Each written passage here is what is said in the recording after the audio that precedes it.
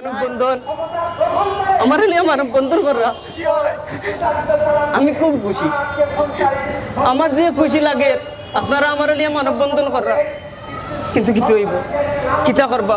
2 দিন খালি মানববন্ধন করবা, 2 দিন বিচার চাই কইবা, 2 দিন পরে যে সময় আর একটা নতুন ইস্যু আইব তখন আমি রায়হান রে আর খেয়েও মনে করতো না কিতা বিচার চাই।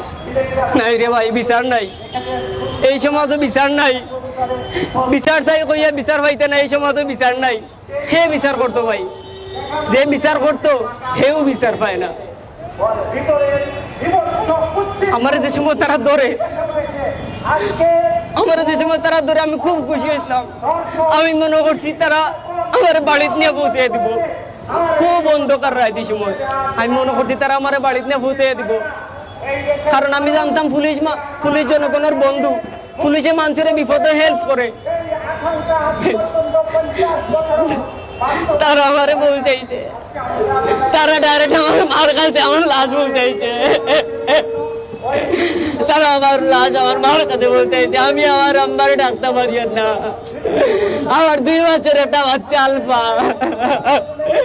আমি আমার আলফারে উড়াই যা আদর করতে পারি না। আমার আলফায় কান্দে না, আব্বা আমি তোমার কুলো দিতাম। আমার কলচার টুকরা বই, আমার কলচার টুকরা বই দিয়ে কান্দে না, আমি আমার বইনে কুলো নিতে পারি না। আমার বউ কোনটা সাফা দিয়ে তাই কান্দে। আর যদি আমার আব্বা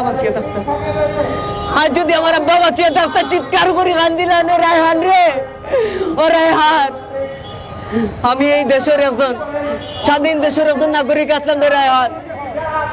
ও রায়হান, আমি দেশের লেগে কত টানা করছি রে রায়হান, আমি তো এটা আশা করছি না, কল্পনা করছি না রে রায়হান।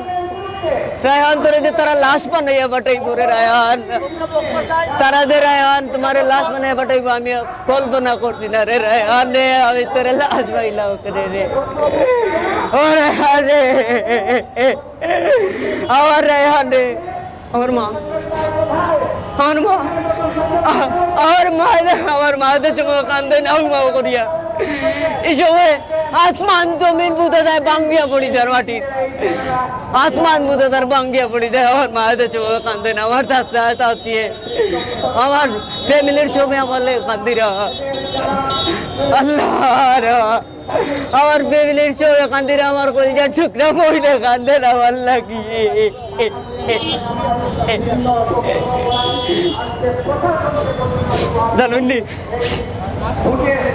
জানুনি তারা যে সময় আমার মারে, তারা রেখকটা আঘাতর লোকে বোঝা গেছে আমার মাথা ভাই আগুনের ফুলকি উঠে, আমার মাথা ভাই আগুনের ফুলকি উঠে। প্রতিটা আঘাতের লোকে লোকে আমার আলপারে আমি মনে করছি, আমার মারে আমি মনে করছি, প্রতিটা আঘাতের লোকে লোকে আমি চিৎকার করছি, স্যার আমি কিতা দোষ করছি, আমার কোন দোষে আমারে মারলা স্যার আমার কোন দোষে মারলা। তখন তারা আরো দূরে দূরে মারা আরম্ভ করছে। স্যারে কিতা করছে, তার বুট দিয়ে আমার হাতাবাড়ি ধরিয়া আমার প্রত্যেকটা আঙ্গুলের নখ তুলিয়া নিতে চাইছে, আর প্রত্যেকটা আঙ্গুলের নখ। আল্লাহ, আমি কিনা সহ্য করতাম, আল্লাহ আমার ধৈর্য ধারণ করার তৌফিক। তখন আমার দেশের কথা মনে হইল, আমি কোন দেশে বাস করছি, আমি কোন দেশে আসলাম। আমি তো একটা স্বাধীন দেশের নাগরিক, তাইলে খেনে আমার এইভাবে মারা হইল। আমি তো ৭১ যুদ্ধে স্বাধীন হওয়া বাংলাদেশের সেই নাগরিক, আমি কোন দেশে বাস করছিলাম। তখন তারা আমার খান্দাতে আর একটা আওয়াজ আইছে, তাই লুটিয়া কইতেন, মার শালার পুত্রে মার, জানে মারিলা তারে। আমি তারা কই জানে মারিল তো আমারে, জানে মারিলা, এ যদি বাঁচিয়া থাকে তাইলে তো সব গিয়া কইব আমরার কথা, আমরা বাঁচি দেব, জানে মারিলা। কিন্তু আমি চিন্তা করি পাই না তারার বাসা নিয়া আমি বাক্রুদ্ধ, আমার মুখ দমান আন না। তখন আমার মনে পড়ছে আমার মার কথা, মা আম্মা গো তুমি কান্দিও না, আম্মা তুমি কান্দিও না। নরবর্ষী হলে জানোয়ার হলে আমারে মারতুন ঠিক, আমার আল্লাহ আমারে রক্ষা করবা।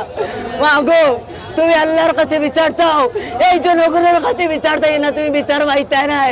আমি আল্লাহর কাছে গিয়া কইব আল্লাহ, আল্লাহর কাছে আমি বিচার দেব, তারা আমারে কিলা মারছে। আগো তুমি জানো নি তারা যে সময় আমারে মারছে, প্রত্যেকটা মারির আঘাতে আঘাতে আমার তোমার কথা মনে হয়েছে গো মা। ও মা আমার আলফার কথা মনে হয়েছে আল্লাহ। ও মা আমার আলফারে তুই দেখিও মা গো। ও মা তুই আমার আলফারে দেখিও আম্মা, আম্মা তুই আমার আলফারে দেখিও।